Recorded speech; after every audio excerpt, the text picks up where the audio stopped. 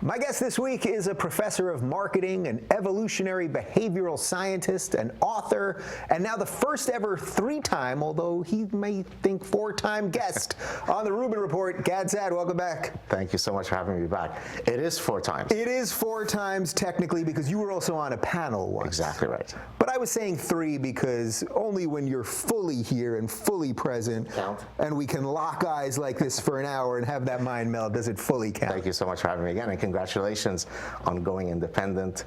Best of luck. I'm sure it'll be a huge success. So far, so good, and I'm thrilled to have you back because you know how much I enjoy talking to you, and there's just never an ending here, this conversation that we've been having for quite some time. So over the course of the next hour, I want to review some of the things we've discussed because some of these trends keep bubbling up, and then I want to go into some new territory. But I should start by saying that you're on vacation right now. I am indeed. No, so your glow, you always have that glow. The glow is here in a natural state because I'm in the sun, I'm from Lebanon, and it only becomes unnatural in the winter of Montreal when I turn green. Yeah, so you live up in Canada, so you don't get the natural sunshine of SoCal. But I'm glad you brought up Lebanon because that's where I want to start because the Olympics are right now, and while you're on vacation, you've been pretty much taking a social media hiatus. Yes. And I had tagged you in a tweet about a week ago where it was that the Lebanese team would not let the Israeli team on the bus the first night of the Olympics. And I tagged you in that because you are Lebanese, and we've talked about this a little bit.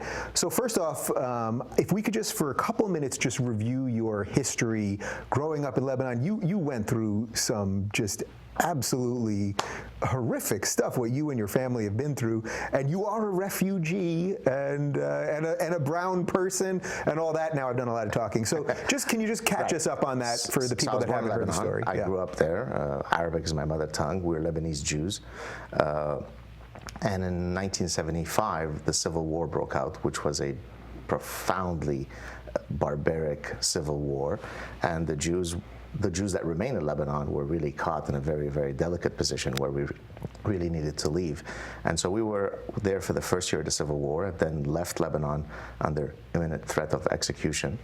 Subsequently, when we emigrated to Montreal, my parents kept going back to Lebanon, back and forth, and on one of their trips back to Lebanon in 1980, they were kidnapped by Fatah. So not only did we experience the horrors of the Civil War, subsequently, after being safe in Canada, my parents were, faced new trials and tribulations on a return trip. Luckily, we were able to, I say we, I was actually not involved, I was 15 years old, but my family and their connections were involved in rescuing them. I think they spent 8 days in captivity.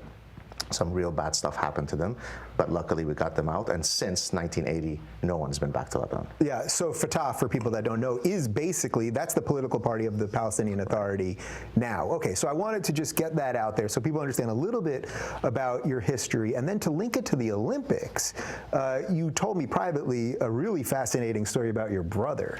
So I have two brothers and a sister. All of whom are much older than me. The next older brother is 10 years older than me, who lives actually in Southern California. He was a international level judo player. He had been Lebanese champion 3 years in a row, if memory serves me right. And then he was approached by some thugs, and under the auspices also of, supported by the Lebanese, Judo Federation, and told that he needed to retire from judo because, you can't have Jews winning these competitions. And so he didn't want to obviously retire. He saw that he could no longer stay in Lebanon. This is before the Civil War. Yeah. And so he left to France, to Paris, to pursue his studies and his judo career. And so he didn't really experience the Lebanese Civil War. Then when we emigrated to Montreal, in 1976, the Montreal Olympics were happening. The Olympics were happening in Montreal.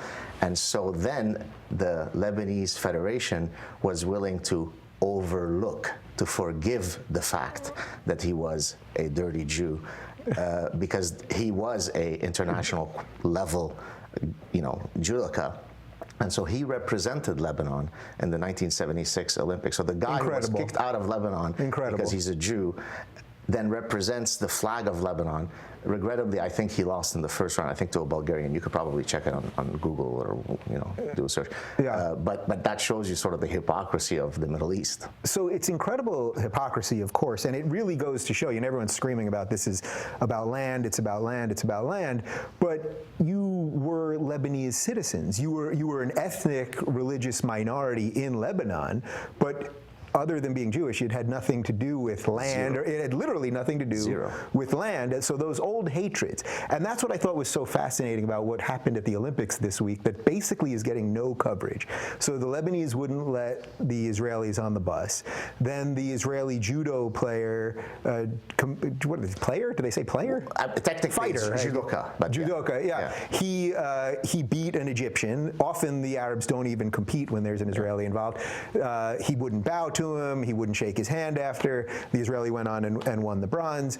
A Saudi Arabian suddenly claimed an injury out of nowhere to not face an Israeli. Well, these things happen in all these international tournaments all the time. And I thought this really fits, not only does it fit your personal story, but it fits a lot of the things we're talking about all the time, because you've been a big defender of what you call the juice.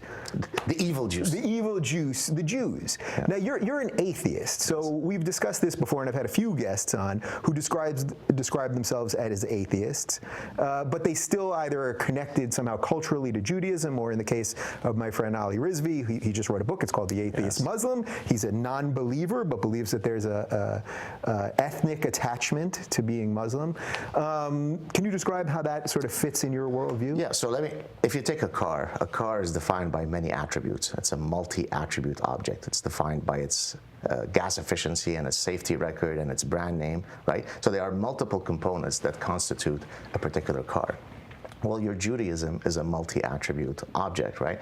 There is an element of religiosity, but even if I exclude that, if I say, look, I don't believe in the booga booga stuff, there is a cultural element, there is a genetic element, the lineage, there is a shared history, there is cuisine, there's Jewish humor, Jewish culture, Jewish science. So there are multiple ways by which I could identify with a group of people, the way people can identify with their favorite soccer team. Right. And I can belong to that shared people without necessarily believing in the religious narrative. And so in that sense, I'm an atheist Jew. And if you look throughout history, most of the prominent Jews that you could probably think of who are clearly defined as Jewish were either atheist or very strongly agnostic. Right. I mean, Albert Einstein would probably be the greatest example of that. So tying this back to everything that's going on with Israel, and as I said, you openly defend Jews, which is not thought of as cool, even though Jews are a absurdly tiny minority of 15 million people left, and have been holocausted and pogromed and everything else across the world. What is going on here with this oppression Olympics thing and everything that we constantly are fighting against with the left, where it's fairly obvious to me that Jews are being first thrown under the bus. They're the first minority thrown under the bus, and we're seeing that other minorities now are being thrown under the bus in the course of the oppression Olympics, because that's how it works. You always have to throw somebody else to move yourself higher. So what happened here? You know, it's amazing, because just in the years that I've been on social media, I've noticed the greater acceptance of exhibiting open Jew hatred. Now, I don't have any empirical data, so it's anecdotal, but if I look at the amount of Jew-related comments, not positive ones, that I received 5, 6, 7 years ago versus today, there definitely seems to be a permissiveness that is now seeping its way into public discourse, where it is okay again to criticize, to hate, to point the finger at Jews. And it's not Israel, it's Jews. Let's not make a mistake. It's Jews. So how do you make that distinction? Because I know that people are going to say, you know, if you defend Israel, or you say that something's actually anti-Semitic when you're attacking a group of people, it all gets conflated with what Israel is. I posted a picture on Twitter the other day of this absurdly tiny piece of land that's literally smaller than New Jersey, that if you remove the West Bank, at one point it's something like 6 miles wide. I mean, we're talking about nothing that for many years had no natural resources. Now they've got some gas or whatever. But it's like this focus on this little place is just insane. The creation of Israel was a godsend, forgive the term, to all the Jews. Only an atheist Jew could say that, right? There you go. To all the Jew haters. Because now they could openly be hateful towards the Jewish people, but always couch it under the sort of veneer of no, it's Israel. I love the Jews. Jews are really cool. They're funny. I love Jerry Seinfeld. That was my favorite show. Right. But I just really hate the Nazi apartheid, state of Israel. Which, by the way, we should condemn them because otherwise we're not fair and balanced. So we both despise the evil Nazi, racist apartheid state of Israel. Right. By the way, Jerry Seinfeld, who at least one of his parents was Syrian or is Syrian, not going too well for the probably one remaining Jew in Syria. There's probably one, or there's 10 left in Egypt or in any of those places. Actually, several of my grandparents are originally Syrian Jews. Yeah. But anyways, and so if you're an Iowa kid in your mother's basement, and there is endless number of injustices and genocides happening around the world that are infinitely greater in how grave they are than whatever is happening in terms of the dynamic in Israel. Yeah. But yet you choose to focus on some violation. It might have been a valid one. Yeah. No country's above criticism. Exactly. I say that all the time. Of course, exactly, no people are. Exactly. Yeah. So it's not, because people write me and say, so are you saying that any criticism of Israel is anti-Semitic? Of course not. Yeah. But the question is, you could be 20 pounds overweight or 200 pounds overweight. Both people are called overweight. Right. One is 10 times more overweight than the other. Yeah. So therefore, when you forgive the 250, 300,000 people that have been just killed in the Syrian war, who cares about that stuff? But then you focus on some interaction that happened between an Israeli soldier and a Palestinian woman, and you're some kid who's not wearing pants in his parents' basement, then maybe you're anti-Semitic, because your focus should not necessarily be on that particular issue if you care so much about universal justice. Does this sort of show you the general absurdity of religion in a weird way? Because to me it seems like the idea of the chosen people, I could see, first off, I never liked that phrase. Growing up, I never liked that phrase because I thought, chosen for what? I'm no better than anyone. I never felt that in any way that was a good thing being thrust upon anyone. I never liked that phrase at all. But if you were an outsider and you go, and let's say you were a believer, right, and you're an outsider, you go, they're the chosen people. Well, then putting yourselves above them on the oppression Olympics makes sense because, see, they did something and they're chosen. So it really just becomes this like self-fulfilling prophecy sort of. Although, just to clarify, at least as I understand it, because I once asked a rabbi about the exact meaning of chosen people, it's not how people typically take it to mean that you're superior or better. It's actually chosen in the sense that God has chosen you to be pious, to lead the way in your purity. So as sort of... I'm not sure how well I'm doing that either, but...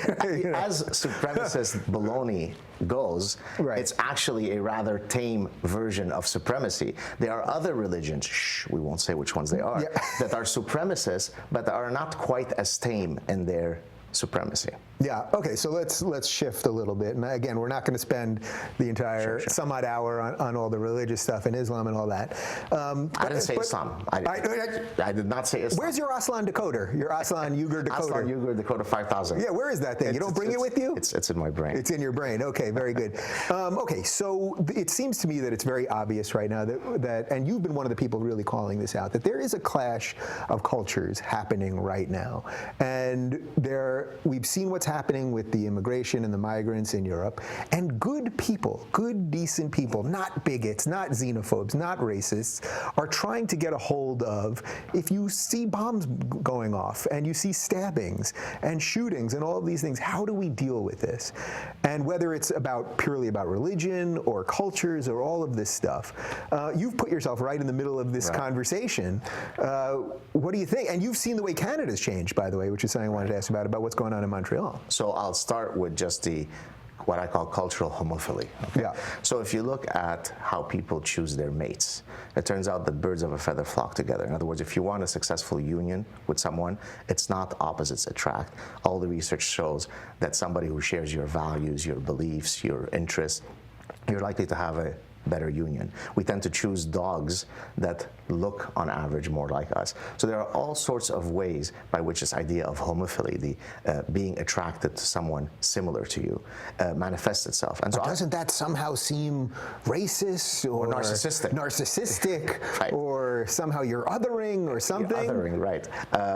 Well, maybe, but again, maybe, but it's true, is what you're saying. It's life. Yeah. Okay. People like to band with those who are similar to them. Now, so then I take this principle and I apply it at the cultural level.